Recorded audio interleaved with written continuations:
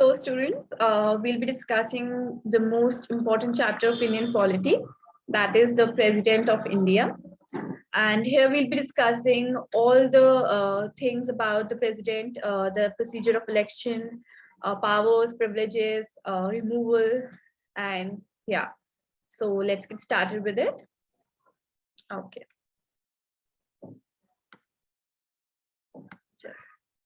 Okay. So our first topic is, who is the President of India? See, the president is the head of the state. That is, the president is considered as the nominal head of the state, and as compared to the prime minister, who is considered as the head of the government.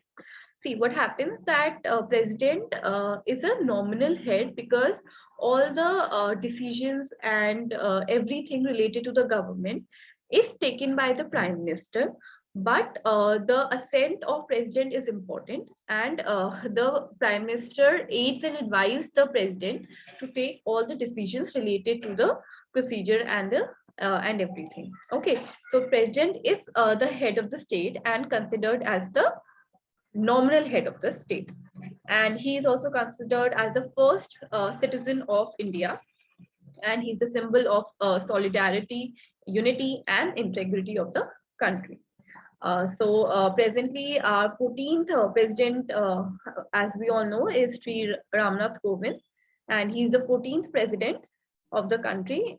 And all these articles related to the president of India start from Article 52 to 78. So let's start with the thing. Okay. So now we need to know that there is a in the structure of the government, there is this union executive, in which the president, vice president, prime minister, council of ministers, and attorney general of India are considered as a union executive. Now, if we see, Attorney General of India is the law officer, and it represents the government of India in the Supreme Court. So it's a legal advisor, chief legal advisor of the Parliament. Now, to understand this in more clarity, let's consider the structure of the government. Okay. So this is the structure of the government. It has been divided into three parts: judiciary, executive, legislative. We all know that. Now, under executive, we have union and state. So under union, all these, the president, vice president, prime minister, and these comes under union executive under Indian government. I hope you understood this. And okay, let's go further. Now, these are the basic qualifications to be qualified as to become the president of India. First, the most important should be the citizen of India. Minimum age should be 35 years, and maximum is not defined in the provisions of the constitution. Then he should be eligible of the member of Lok Sabha. See, here it means he should be eligible of being a member of Lok Sabha. This doesn't mean that he should be the member of Lok Sabha. He should be eligible. He should have all the qualifications to be the member of Lok Sabha. Then he should not hold any office of profit. This means under government of India, any public, any central authority, he should not be under that. He should not hold any office. Okay. Then, okay. Now we have Article 55, manner of president's election. So, see, this is a bit technical. We need to understand it very simply. The election of the president happens indirectly. What is the difference between direct elections and indirect elections? Direct elections are done by the people of India, and the presidential elections are not directly done by the people of India, but by the representatives of the Indian people. Now, who are the representatives of the people? The MLAs and MPs chosen by the Indian people. Okay. So the voters here will be members of parliament and members of legislative assembly. People of India directly do not participate in the presidential election. Now it is done by electoral college mentioned in Article 54. What is electoral college? We will discussing in the other slide. By election is done by secret ballot system. This is secretly, privacy, who is giving a vote to who. It is not, it is secret. Then what is proportional representation and single transferable vote, we'll be discussing the other slides. So these are the things, important things: indirect election through electoral college by secret ballot, proportional representation, and single transferable vote. So first we'll see what is electoral college. Electoral college consists of these people: Lok Sabha and Rajya Sabha, legislative assemblies of the state, legislative assemblies of the union territory.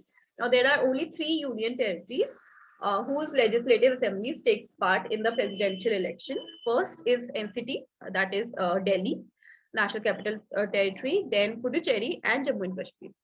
Now, why only these three union territories takes part in a presidential election is because these are the territories which own their legislative assembly. Other union territories do not own their legislative assemblies, but are managed by the president itself. Okay, so this is a thing, and yeah, this is a part of electoral college, and the nominated members of these parliament and legislative assemblies do not take part in presidential elections because they are nominated by president only. That's why they do not participate. Okay. Then a bit understanding of this single transfer and proportional representation. What happens? General election, a person gives one vote. Okay, one person vote would be considered as one. But in presidential elections, representators are the voters, that is MLAs and MPs. Now, to know that what will be the value of one MLA and one MP, we have this formula. What we do to know the value of MLAs voting, we take total population of the state, a particular state's total population, according to 1971 census, we take that, and number of MLAs at that particular state divided by 1000. Now whatever the answer comes, this is the value of one MLA. That is, one MLA do not have the value of one only, as happens in general elections when people directly vote. One person will be eligible to, the value of one person votes will be one only. But in this, as they are representative of so big population of a state, so one MLA do not have one value. We calculate the value of the MLAs through this procedure according to the population of the particular state and the number of MLAs. Okay. So the value of MLAs is calculated like this, and value of MP, it is all the MLAs of all the states upon total number of MPs, member of parliament. These are the values of MLA and MP. Then all the total MLAs and total MPs value are added, and this thing is taken as the number of votes to be elected. Okay. Now what happens, what is proportional representation? If we talk about, for example, there are 4 candidates. Okay, A, B and C. Now first candidate gets the highest votes, but the total vote to become a president is always equal to the total votes needed, which we calculate through value of MLAs and MPs. We add the value of votes MLAs and MPs have, we add them, and so this is the total votes to be contested. Now the number of votes a president needs to be elected as president, a person needs, what happens, we take it as the total number of votes divided by 2 plus 1. That is, it means that half of the total votes needed plus 1 should be there to become a president of India. Now there are 4 candidates. All these have the votes. A is leading, for example, but still he do not have the half of the vote plus 1. So the again the process happens, and the person who got the least vote is not considered now, and the votes he got is now divided among the people who are still left, A, B and C. D does not qualify and he's gone. So the 3 people who are there, the votes of D will be given to A, B and C in the proportional representation of the preferences. For example, first now what happens that when a MLA or MP votes, he sees that he has to choose his preference. That first preference he'll giving to A, second preference to C, third preference to D, like this. So according to his second preference, now the votes will be distributed. That how much MLAs, MPs voted a second preference to, for example, to B. So B will get a 900, and for example, it is 1000. Then B will get 900 because second preference was of B. Then other will get accordingly. The proportional representation is this, that proportion is divided according to the second preference, and then third preference and fourth preference. So when this process takes place, until and unless the any one person gets half of the vote plus one. Okay. So now, then we have oath and affirmations of the president. Now, president oath is done in the presence of Chief Justice of India. And if he is not present there, then the senior most judge. People get confused in oath and the resignation. So oath is through Chief Justice, in the presence of Chief Justice, and the resignation is given to the Vice President of India. Okay. Then these are the conditions of President's office, that he should not be a member of Lok Sabha or Rajya Sabha. We have discussed earlier that he should have the eligibility of the member of Lok Sabha, but he should not be the member of Lok Sabha or Rajya Sabha. Rashtrapati Bhavan is given him as his residence without any rent. President do not have to pay any rent for that. Then he enjoys immunity from any criminal proceedings, President of India. But in the civil proceedings, he is given, for his personal acts, he is given a 2 months prior notice, and he can be arrested or imprisonment in the civil proceedings of his personal act. But first, he is given the 2 months notice. Then term of office, 5 years is the term. He has to give his resignation to Vice President in writing. Now, how the office of the President vacant if he is ill or due to his death, removal. And at this time, when the house is vacant, the position of the president is vacant, Vice President acts as the President of India. And if Vice President is also not available, then Chief Justice of India. And if not, Chief Justice is not there, then the senior most judge of Supreme Court. Okay, we also, there was one Chief Justice, Justice Hidayatullah, who acted as the President of India because of the absence of President and Vice President. Then impeachment of a president. Now, what happens, that impeachment process can be, impeachment is the removal of president. Impeachment process can happen in any of the house. Initiation can take place in any of the house, Lok Sabha or Rajya Sabha. And 2/3 of the member should vote the resolution of the impeachment. Okay, and it can only happen on one ground, that is violation of the constitution. And in this impeachment, nominated members can also participate in the impeachment process. However, when the election of president is considered, nominated members are not considered because they are nominated by president itself. So this is the process. Before impeachment, the resolution is passed, 14 days notice is given to the president. In either house, this can be initiated. Then, for example, Lok Sabha have passed this motion. Then it is seen by the other house, and the investigation takes place. And in that house, 2/3 majority should pass it, and then the president stands at impeached. Now, this is the difference between impeachment and removal. See, impeachment is only happened in the case of president. Removal is happened in the judges, CAG, and everyone. But impeachment process is only for the president. Impeachment process cannot be for the Chief Justice or Supreme Court judges or any executive post other than the president. Okay. Now, vacancy, we have seen this, that 5 terms expiry on his death, resignation, and if the removal through impeachment happens. Now, this is a list of presidents till date, starting from Mr. Rajendra Prasad to Sri Ramnath Kovind. Okay. Then there are some powers and functions of the president, so we'll be discussing that also.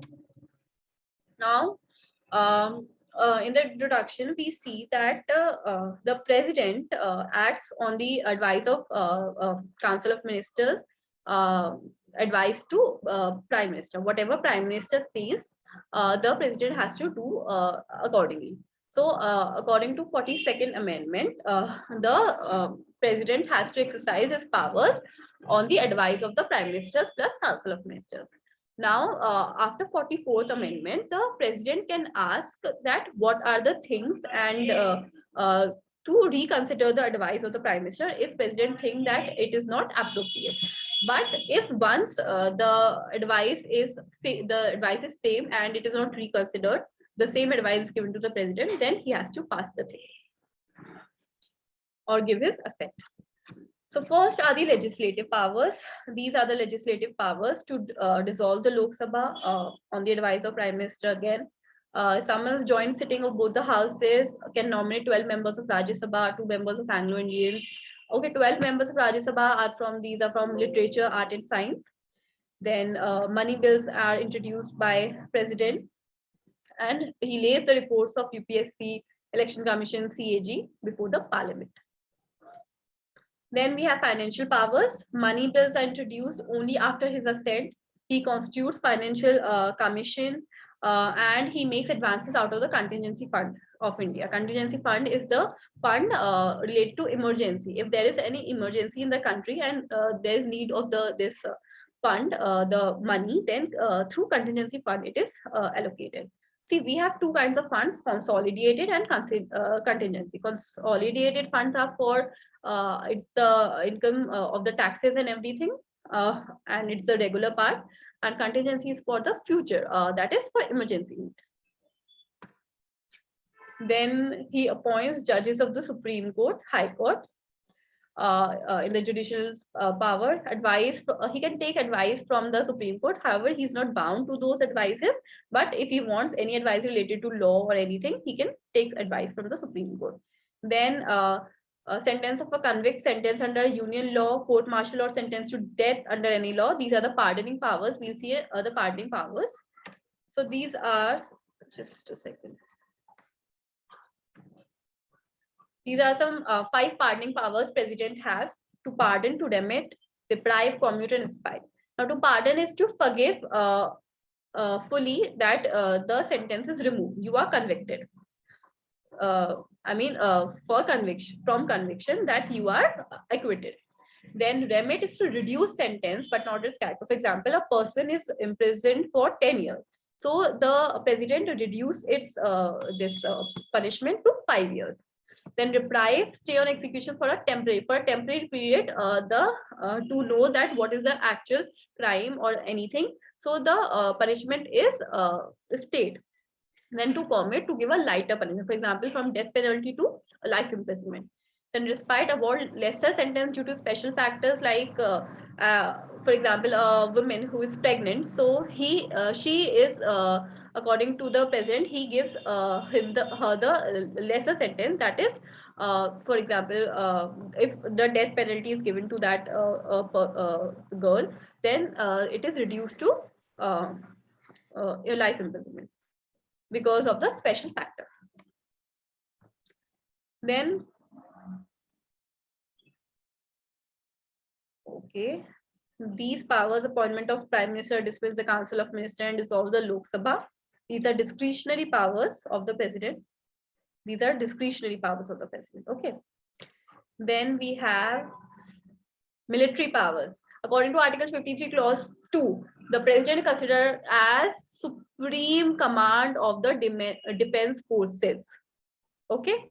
Then the power of the president to take action as to declare war and everything in the national emergency and everything. So this is the power with the signature of the president it happens.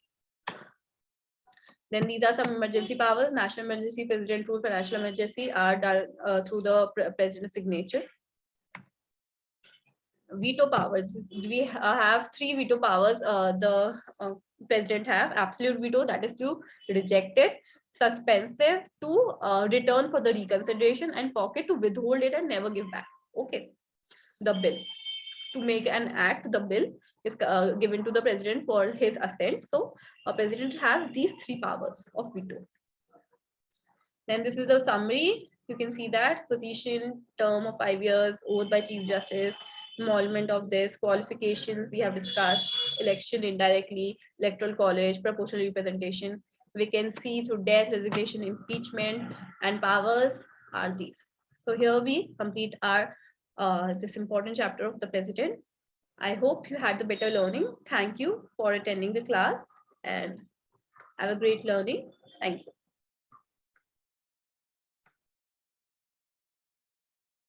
Just a second.